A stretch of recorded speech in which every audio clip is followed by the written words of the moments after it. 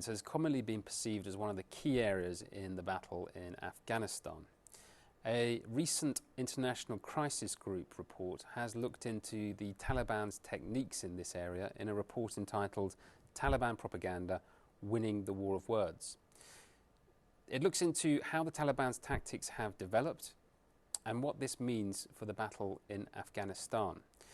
To discuss the report's findings, I'm joined today by Deputy President of the International Crisis Group, Nick Grono. Nick Grono, your report mentions that the Taliban is communicating in several different languages: in English for the international audience, in Arabic for global issues and financing and recruitment, and in local languages to spread support in Afghanistan. Which of these audiences do you think is most important for the Taliban at the moment? I think they're all equally important. I mean, the international audience is targeting to undermine the will of the international community to stay in Afghanistan for the long haul, and that's obviously critically important to the Taliban to demonstrate that they can outlast the international community. The Afghan audience is particularly important because, of course, those are the hearts and minds that they're competing for, and they're doing a much better job than the international community at reaching out to Afghans and getting their messages across. Perhaps the Arabic audience is not as important, but it's still a critically important source of funding and so on. But I think the first two audiences in particular are where the Taliban is seeking to have the most impact. You mentioned that the lack of necessary language skills in the West for communication is having an impact. How much is that so in Afghanistan? And are you advocating more communication in those languages or by local communicators? We'll take your last point first. I mean, it's advocating both. You have to understand the messages, the objectives of your opponents, and we haven't done that very well. The international community hasn't done a very good job of analysing their messages. This work that we've done on Taliban propaganda is, some of the first substantive work that's been done on this, much to our surprise.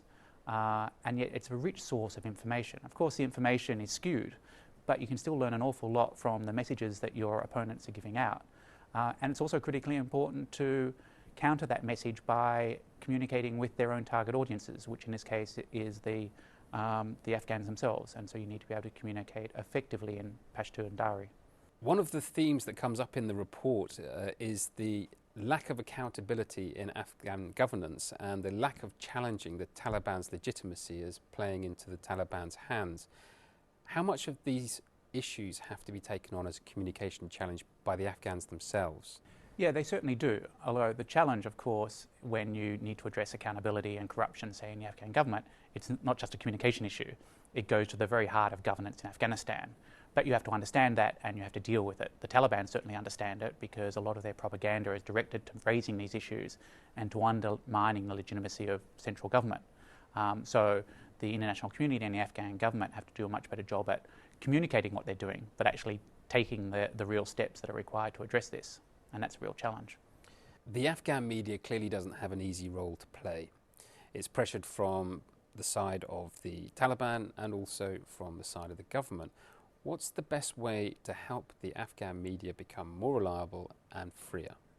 Yeah, as you said, the media has a really tough time, and your heart goes out to the media. If you put something that's critical of the Taliban, you're threatened by the Taliban. If you're criticising the government, you come under real pressure. The government needs to understand that a free media is in its best interests. There will be critical stories, but to be honest, if you want to win the information campaign, you can't impose these kind of restrictions on the ability of the media to report. And also, the media has a critical role in helping the government address the accountability and corruption issues. So the government needs to be much more open about its approach to the media. And the international community shouldn't shy away from pointing out inappropriate restrictions that are being placed on the media by the Afghan government.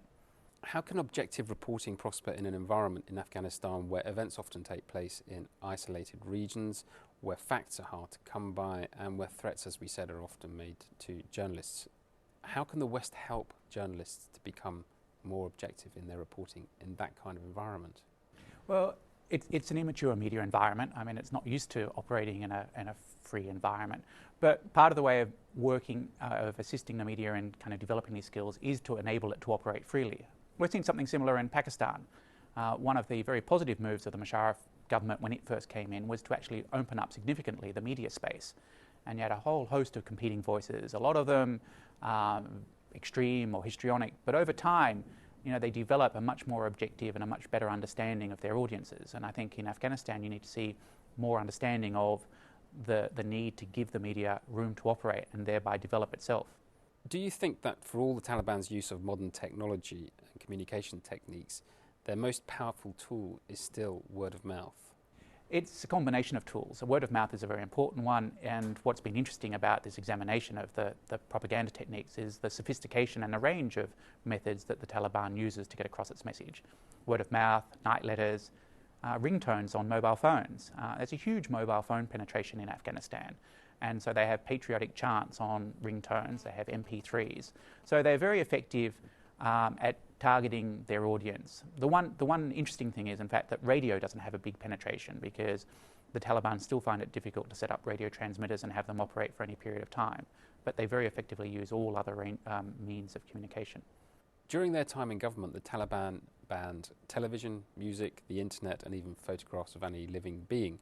Now they're using exactly those same techniques that were banned to attack the West. Is there a sense of the bigotry or hypocrisy of doing this in Afghanistan?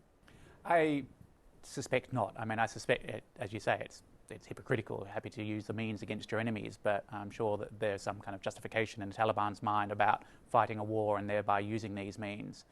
And for the population, well, it's the information that comes across to them that they focus upon.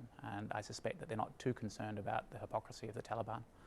Do you think that Western military operations in Afghanistan are a communications problem in themselves, or is the problem just the way these operations are exploited by the Taliban? Again, it's both. If you have civilians killed in bombing raids, then of course the fact of the civilian death is a real issue. The communication side of it is also a big problem. I mean, what we found is that Taliban is much more responsive, partly because the Taliban isn't too concerned about the accuracy of its responses. But the Taliban spokesman will be available 24 hours a day on satellite phone to respond to any incident, whereas often the international forces and the Afghan media are a lot more sluggish in their responsiveness. Part of that is through an effort to ascertain the facts and so on, but part of it is that they're just not set up to operate in this responsive way. So you need to address both sides of it. There's a lot of work going in, we understand, on addressing the civilian casualties issue and so on, and a lot more has to be done, as we've seen over recent months with significant casualties. But communicating the message and communicating the Taliban's atrocities and what the Taliban is doing to counter its own propaganda is very important. In the ICG report, it stated that the Taliban has proved remarkably successful in projecting itself as stronger than it really is. Is this an indication that the Taliban have now mastered psyops, and do you feel that this impression that they've managed to